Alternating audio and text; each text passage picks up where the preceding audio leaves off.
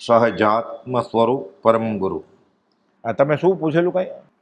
હા, 150મો પત્ર. બેનને પ્રશ્ન છે કે 150મો પત્ર છે 4 લીટીનો. એનો એનો પ્રશ્ન જે પણ હોય આપણે 4 લીટી લઈ લઈએ. હમણાં આવેલું અડધું તો એ મોતનું ઔષધ હું તને દઉં છું, વાપરમાં દોષ કરજે નહીં. એટલે જ્ઞાનીની આજ્ઞા પ્રમાણે વર્તે એટલે એને જન્મ મરના ફેરા ટળી જાય. એટલે મોતનું ઔષધ જ થયું ને, મરવું ન પડે પછી. પણ દોષ રહિત એનું સેવન કરજે. એની ગાથા છે સિદ્ધાંતની. એટલે કુપોલનું કાંઈ પણ વાત હોય ને એનો અર્થ આગળ પાછળ હોય છે ક્યાંક ને ક્યાંક. મેં તો બ્રહ્મચર્ય કર્યો હોય, પ્રભુજીએ કર્યો હોય. તને કોણ એટલે આત્મભ્રાંતિ સમ રોગ નહીં, સદગુરુ વૈદ્ય સુજાણ, ગુરુ આજ્ઞા સમ પછની ઔષધ વિચાર જાણ. આત્મા મળી જાય એટલે અમર થઈ ગયો ને, પછી ક્યાંથી મરે? કદાચ જન્મે એક બે ભાવ બીજાનું ભલું કરવા માટે, અને શાસ્ત્રીય રીતે પોતાના નિકાચિત ભૌગોલિક કર્મ હોય. જેમ 24 તીર્થંકર જન્મ્યા જ ને બધા. સંકિત તો પહેલા થઈ ગયું હતું, ત્રીજે ભવે તીર્થંકર નામકરણ બાંધ્યું ત્યારે. કુંવરજાણે જે પ્રશ્ન પૂછ્યો, જ્ઞાની જન્મે શા માટે? તો કે પોતાના કર્મો પૂરા કરવા અને પાત્ર જીવને બોધ આપવા માટે. જવાબ છે. પણ આપણે તો એમ જ સમજવાનું કે આપણે માટે જન્મ્યા શ્રી ગુરુરાજ જગતિત કારણે કરવા અમુદ્ધાર. એના કર્મ એ જાણે, આપણે તો આપણા ઉદ્ધાર માટે જ જન્મ્યા છે, એમ જ સમજવાનું. તને કોણ પ્રિય છે? પતિ પત્ની છોકરા છે, મને ઓળખનાર આત્મા. સમ્યક દર્શન. સમકિત સાથે સગાઈ કીધી, સપરિવાર શું સાધુ લગ્ન કરવા છે સમકિત સાથે. પ્રભુજી કહેતા આ વ્યવહારની ઓળખાણની વાત નથી, ઉપદેશ અમૃતમાં છે, અર્થ કર્યો છે. સ્તવનનું આવે છે, મલ્લીનાથ ભગવાનના સ્તવનની કડી છે. સમકિત સાથે સગાઈ કીધી, સપરિવાર શું ગાડી, મિથ્યામતી અપરાધ જાણી ઘરની બહાર કીધી. ઓ મલ્લીજીન સેવક કેમ આવું ગણીએ? ગોપાલદેવ આ સ્તવન બહુ ગાતા હતા. આત્માનો અનુભવ વધતો જાય એટલે ગાય. અને ધૂરી ભગત કાવીઠાના એને 8 વાર ગૌડાવેલો. અને ભરતેશ્વર વૈભવ એટલે ભરત વૈરાગી, ભરત એનું એવી ગૌરવ. ભૂપતિ ભરત ભૂપતિ થયો વૈરાગી, એ ગૌડાવેલું.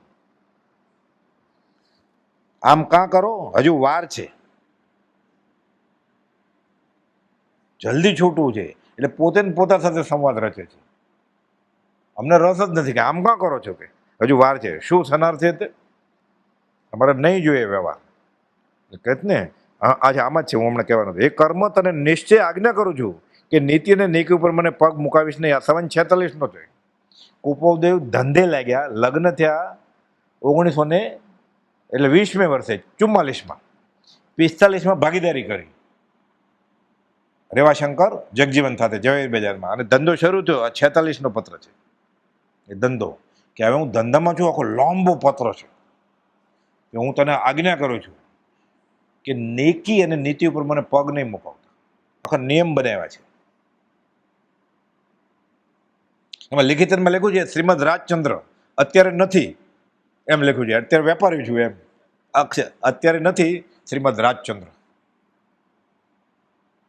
એટલે આ પોતે ધંધામાં કેમ વર્તવું, આમાંય પત્ર છે એક કે ભાગીદાર સાથે કેમ વર્તવું. કદાચ એને મારો નીતિને અનુકૂળ ન આવે, બધી વસ્તુ સાચું બોલે ને ભાવ કે ગીરવાળાને કેમ પાછો મોકલ્યું કે તારા છે, બધા ગ્રાહકને પાછા મોકલી દે તો ભાગીદાર ન ગમે ને. તો શાંતિથી તમને નુકસાન કર્યા વગર તમારું હિત ઈચ્છીને હું સહેલાઈથી ખસી જાય એમ લખ્યું છે.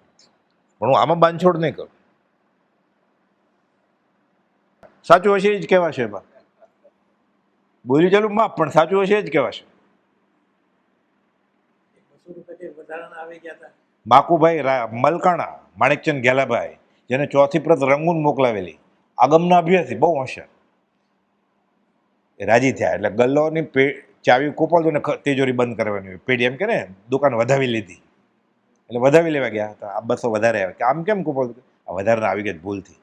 કચરા ભેગો કચરો નાખવા હતા ને ગટરમાં માકુભાઈ ગમે ભાગીદારને. દિવાળીમાં રાળજમાં આવી જાય 20 દુઆ લખે, ગમે. દિવાળી ઝવેરી હીરામોતીને ગ્રાહક વધારે હોય ને દિવાળીમાં, તો લોકો સોનું લેવા આવે ધનતેરસનું. ત્યારે અહીંયા રાળજમાં આવી ગયા હોય, ગમે ભાગીદાર.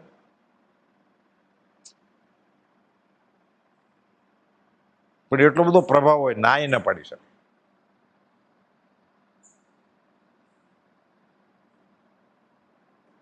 પણ કૃપાલદેવે કહ્યું સૌભાગભાઈને 339માં પત્ર છે ને, આમાં અડધો છે, આખો ઈડરથી મળેલો છે. શ્રી સૌભાગ તેમાં છે કે અમે અત્યારે નીકળી જાય ને અનંત અનુબંધી કર્મ બાંધે રહેવા છે. રવજી બાપને બોલાવે, મિટિંગ કરે. રાયચંદ તે શું કર્યું? રવજી બાબા એમ જ કે ને, અદ્વૈતથી મતદરીએ થોડો છોડી દેવાય.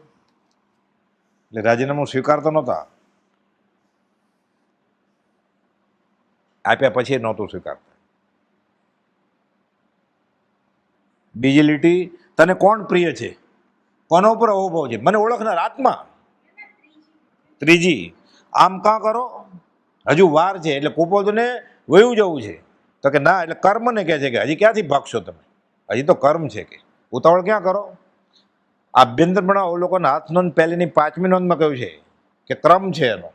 કુપોદ કહે ક્રમ બ્રમ નહીં ચાલે, આમ કાં કરો, હજુ વાર છે. શું થનાર છે તે? અમારે જવું છે. ક્રમબ્રમ નહીં ચાલે. હાથ નોંધમાં પહેલીની 5મી નોંધ છે. એમાં કુપોદે કહી દીધું છે કે હું દેહ છોડીને સિદ્ધ પદમાં બિરાજમાન થાશ. ગુજરાતીમાં લખ્યું છે. અત્યારે હું 12મે છું, ક્ષીણમાં બોલતા નથી. થોડાક વખતમાં હું તમે જોયેલું સર્વજ્ઞ પદ પામવાનો છું, અને આયુષ પુરુષે પછી તમે જોયેલું પદ શુદ્ધાત્મા, એમાં એક હું હશ. ગુજરાતીમાં લખીને આપ્યું છે, એના હસ્તાક્ષરમાં છે. હાથ નોંધ પહેલીની 5મી નોંધ જો. એટલે પહેલા કહે છે અહીંયા કેમ હજી વાર છે, એમ ત્યાં કહે છે હજી ક્રમ પ્રમાણે જવું પડશે. વૃદ્ધ પુરુષ કહે છે, પોતે જ કહે છે. વિચાર કે ના, મારે ક્રમ નિયમ બધા ક્રમ પ્રમાણે. ક્રમબ્રમ નહીં કે અહીંયા ગુંઠાણા સમજવા માટે છે. ભાવની અપેક્ષા ધારસીભાઈને કહેલું હતું કે એ રસ્તેથી તમે બધા આવો, હું જાઉં છું કાંટાળા રસ્તેથી. કેમ જીત્યા અમારું મન જાણે કે ભગવાન જાણે જ, કે કાંટા કાઢવા કે છે કે મારે એ શુદ્ધ પદ જોઈએ છે. તો કે ક્રમે કરીને થઈ શકશો. અહીંયા કેમ લખ્યું? આ એક પ્રશ્ને કુપાલ દેવ જ કર્યો, જવાબે કુપાલ દેવ જ આપે છે. ક્રમે કરીને થઈ શકશો, કે તે ક્રમ અહીં ચાલશે નહીં. કુપાલ દેવ કહે છે અહીં તો તુરત જોઈએ, કે તુરત તે પદ જોઈએ. એટલે શુદ્ધ સહજ આત્મ સ્વરૂપ અર્જન્ટ જોઈએ છે અમારે. જરા પછી પોતે જ કહે જરા શાંત થાઓ. અહીંયા કહે ને હજી વાર છે. જરા શાંત થાઓ, ક્ષમતા રાખો અને ક્રમને અંગીકાર કરો, નહીં તો તે પદયુક્ત થવું નહીં સંભવે. 150માં આવ્યું ને હમણાં ફરી વાર, ક્યાંક ને ક્યાંક હોય જ આગળ પાછળ. આમ કાં કરો, હજુ વાર છે. શું થનાર છે, ક્યાં ભાગી જવાના તમે, કહે છે. જરા શાંત થાઓ, ક્ષમતા રાખો અને ક્રમને અંગીકાર કરો, નહીં તો પદયુક્ત થવું નહીં સંભવે. થવું નહીં સંભવે તમારા વચન પાછા ખેંચી લ્યો, ક્રમ તરાથી બતાવો અને તે પદમાં તુરત મોકલો. જલ્દી જવું છે, જલ્દી જવું છે. પછી કહે છે દર્શન થવા માટે 12મે હું હમણાં તે પદને સંપૂર્ણ જોવાનો છું. એટલે 13મે, એટલે સહયોગી કેવળી પરિપૂર્ણતા પામવાનો છું. એટલે કેવળ નિજ સ્વભાવનું અખંડ વર્તે જ્ઞાન ઈચ્છે છે જોગીજન અનંત સુખ સ્વરૂપ મૂળ શુદ્ધતે આત્મ સહયોગી જીન સ્વરૂપ. મોક્ષે જ ભાગી જવું મન વચન કાયના યોગ સાથે. આયુષ સ્થિતિ પૂરી થઈ જાય. તમે જોયેલું પદ શુદ્ધાત્માનું તમે એક મને પણ જોશો. હસ્તાક્ષરમાં લખ્યું ગુજરાતીમાં તો ભગવાન આકાશમાં ગોતે લોકો. પછી કુપોદું કહે નહીં, એ દુર્ભાગ્ય જીવો દુષ્મકાળના છત્ર કે હું જીવતો ઊભો છું, સજીવન મૂર્તિ. આપણે તો એનો અર્થ છે ને, આપણને કુપોદ પ્રત્યે અહોભાવ એવો કરવાનો. જ્ઞાનીની ગત જ્ઞાની જાણે, એને શા માટે લખ્યું આપણને શું ખબર. એટલે શબ્દાર્થ કરતા ભાવાર્થમાં રસ રાખવો તો વધારે ફાયદો થાય અધ્યાત્મમાં. દેવોત્સર ને કાયોત્સર. દેવોત્સર એટલે ગુજરી ગયા, ને કાયોત્સર એટલે સાધના છે. કાયા એટલે સંસ્કૃત શબ્દ છે ને, દેહ એટલે. તો દેહ સંસ્કૃતમાં શબ્દ છે દેહ. દેહોત્સર્ગ એટલે દેહ છોડ્યો એટલે ગુજરી ગયા. કાયોત્સર્ગ એટલે સાધનામાં ગુજરી ગયા, સાધનામાં છે. એક જ શબ્દ છે ને બે, પણ ભાવાર્થ શું છે એ પકડવો પડે. જ્ઞાનીના વચનને શબ્દાર્થથી મૂલવાના નહીં, ભાવાર્થથી મૂલવાના. નહીં તો સમાધાન ન થાય. એટલે ફાળીઓ ભરાઈ જાય કાંટામાં, એટલે આગળ ન વધી શકે. જે નથી એટલે અછતા. આપણને પૂછવા આવ્યા હોય ને, માનો કે આમ કરાય, એટલે ત્યારે તોય એટલે આપણને લાગે કે આપણે એને દોસ્તી તોડી જાય, હા વાંધો નહીં, ત્યારે નિષેધ કરવાનો. નથી પૂછ્યું જ નહીં કહેવાનું. ગોપાલ તો કહ્યું નહીં દે તો ઉપદેશ કહું, પ્રથમ લે ઉપદેશ.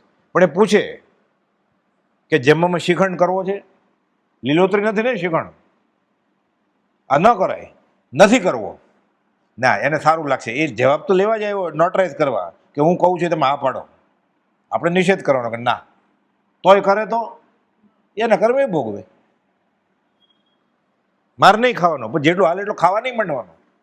યાત્રા નીકળ્યા ત્યારે બાંધછોડ કરવાની જ નિયમમાં, ન ગમે તો કાંઈ નહીં.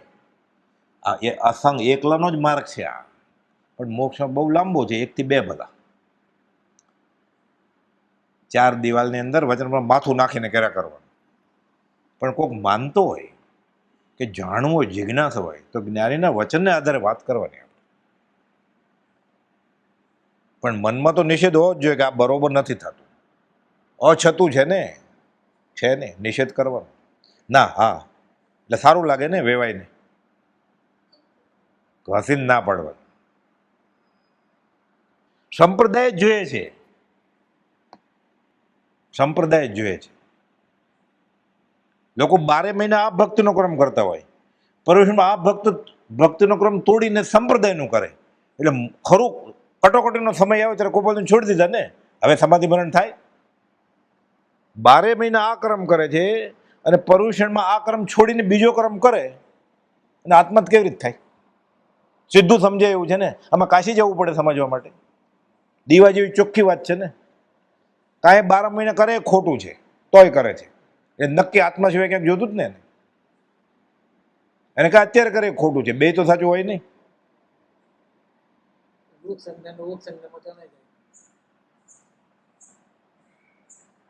ક્યાં એવું સ્થાન ક્યાં છે કે જ્યાં જઈને બેસીએ? સ્થાન તો ઉભરે છે. અર્થાત એવા સાચા મુમુક્ષુ એવા સંતો ક્યાં છે? 128માં કુપોલે 125 વર્ષ 150 વર્ષ પહેલા લખ્યું હતું, બધું લખીને ગયા છે કુપોલ. એમ કરશું તો પછી સંપ્રદાયની કઈ ક્રિયા રહેશે જ નહીં કઈ. એને હજી સંપ્રદાય ટકાવો છે. બધાની વચ્ચે પૂછ્યું મને, પછી આમ કરશો તો તમે પછી સંપ્રદાયનું શું થાય? અરે ઠેકો લીધો સંપ્રદાયનો? મેં ઠેકો નથી લીધો સંપ્રદાય ટકાવવાનો. કુપોલ કહે છે હું કોઈ ગચ્છમાં નથી, તો મારે ગચ્છમાં રહેવાય? પોતે ધર્મ સ્થાનકમાં જાય છે, પોતાની રુચિ પોષવા માટે જાય છે. એમાં જે મળે એ માર્ક આપતો જાય છે, 10માં 3, 10માં 4. પ્રભુશ્રીજી સંપ્રદાયમાં હતા, 10માં 10 માર્ક આપ્યા આ માર્ગને. કુપોલ છોડી દીધું બધું, રાજીનું આપ્યું. લોક મૂકે ભોખ. બ્રહ્મચારીજી મોટા ભાઈ, છોકરો એને સોંપવાનો છે, 5 વર્ષનો બબુ. તમે ઉમરો મૂકીને ડુંગરો ચડવા જાઓ છો. અહીંયા આપણા સંપ્રદાયમાં નથી ધર્મ. મને આ પુરુષ મોક્ષે લઈ જાય એવા લાગે છે. પહેલા પત્રમાં લખેલું છે, પત્ર સુધા. અને આવું ન માને પછી લખે ચોખ્ખું કે તમને ભૂતકાળના પ્રસંગથી ખબર છે, હું જે નિર્ણય લો એમ બાંધછોડ થશે નહીં.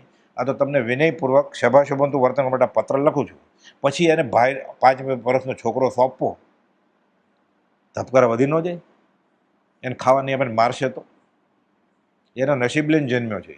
એ 76-78 વર્ષ જીવે, અમારી હારે બેસતા આત્મસિદ્ધિ કરતા, આખી ભક્તિ કરતા, ઓન પેપર બાંધણીના પ્રમુખ હતા. કાંઈ કરતા જ નહીં, વહીવટ જરાય. ભક્તિમાં ઘંટ વાગે એ પહેલાં આવી જતા, બોલે નહીં કોઈ હારે કાંઈ. બ્રહ્મચારી છોકરા બબુ 76 વર્ષ જીવ્યા. બ્રહ્મચારી તો 65 વર્ષ જ જીવ્યા. એ નક્કી એને જીવાડનાર કોઈ બીજું કર્મ છે ને. કર્મના ચમત્કાર કાલે લેશું અવસરે. હાલો, બીજું કંઈ પૂછવું છે કે ઉઠીએ? સહજાત્મ સ્વરૂપ પરમ ગુરુ.